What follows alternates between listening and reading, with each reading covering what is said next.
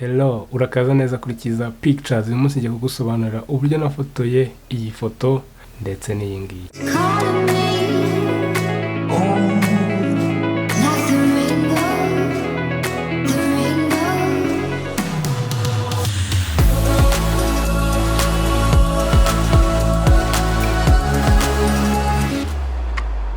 Izi foto maze kukwereka ni foto zifotorwa n'abantu benshi kuri Instagram, ariko uko nakomeje kugenda nzibona nta muntu mu Rwanda wigeze agerageza gufotora ifoto nk'ingi. Gufotora iyi foto ntago ari ibintu birenze, ni ibintu umuntu wari wese w'umufotographe ashobora gukora, cyane ko ushobora gukurikiza ibintu byinshi bitandukanye ugashyiramo creativity yawe maze ukareba neza ibijyanye n'ibyo wifuza.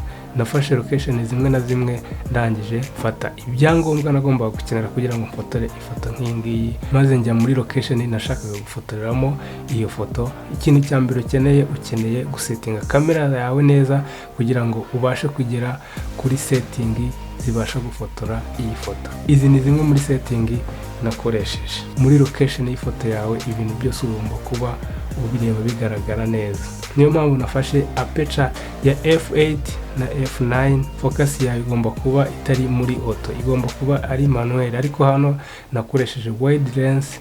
Iyo wide lens nakoresheje ntabwo yari ifite auto focus. Focus yawe no kuyikoresha mu buryo buri manuel, cyangwa se urabyikorera, nta kintu kamera igufasha muri focus. Ugomba kureba ISO igomba kuba iri hasi mu buryo bushoboka. Niba ufite kamera ushobora gusettinga ISO iri munsi y'ijana, ushobora kubikora, gusa ngewe iyo nakoresheje ntabwo irenga ku ijana. Niyo mpamvu ugomba gukoresha ISO ntoya mu buryo bushoboka bitewe n'igihe ugiye gufotorera. Ikindi kintu ukwiye kureba ni shutter speed. Hano shutter speed nakoresheje amasegonda 20-30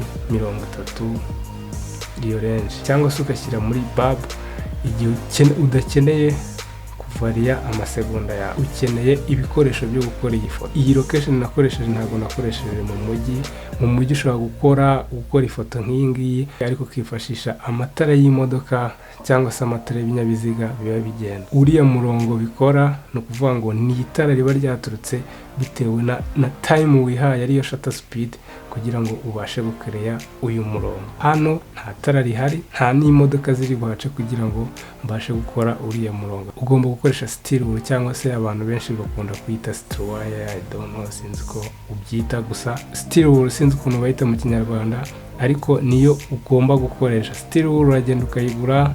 Ikindi kintu ukeneye ikibiriti, ukeneye umugozi, ukeneye n'aka kantu bakoresha mu gikoni bavanga ibintu, sinzi ukuntu bakita mu Kinyarwanda, ariko aka ngaka niko ushyiramo still wool mo imbere, warangiza gushyiramo ugacana n'ikibiriti ukazunguza. Iyo umaze gucana n'ikibiriti, still wool uburyo ikoze ni ukuvuga ngo iraka. Iyo yatse itanga ibishashi. Ibyo bishashi iyo ubijunguje ukabizunguza cyane, kubera ya shutter speed bituma bikereya ibintu by'imirongo. Bya bishashi uko bigenda bitaruka bigenda bikereya imirongo, noneho ugasanga ahantu fotora ya foto, location ufite, ugize ikintu kiri creative umuntu wese ashobora kubona akishimira. So abantu bakunda izi photography, cyangwa se niba warayibonye iyo photography, foto zimeze gutya, ukibaza ese zikorwa gute, n'ubwo buryo zikorwa. Ukeneye location nziza izatuma iyo still wool igaragara neza, kuko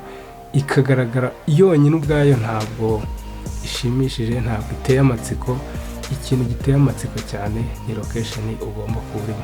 Niyo mpamvu nafashe iyi location aho umuntu abona ibirunga inyuma ndetse akanabibona mu mazi byakoze reflection. Musanze ndayikunda, nkunda kuyifotoramo amafoto menshi atandukanye bitewe n'uburyo ari ahantu heza hafite location nziza. Gusa ntibivuze ko ariyo gufotorerwa mu mazi gusa, ushobora kuyifotorera n'ahandi hantu, ushobora kuyifotorera no mu nzu. Ikindi kintu ukwiye kumenya ni uko ibi bintu ntabwo bishoboka igihe ari ku manywa. Ugomba kurindira ko bwira, bigomba kuba ari nijoro kugira ngo ibi bishashi by'iyi still wool bibashe kugaragara. Ahangaha iyi foto nayifotoye saa 12:30 gutya. Ahangaha niho ibi bishashi biba bibasha kugaragara, niho ushobora gukaraga bino bintu kamera ikabibona. Ugomba gufotora format ya RAW kugira ngo bize kugufasha muri editing. Hano nakoresheje Photoshop kugira ngo mbashe kugarura kara zimwe na zimwe.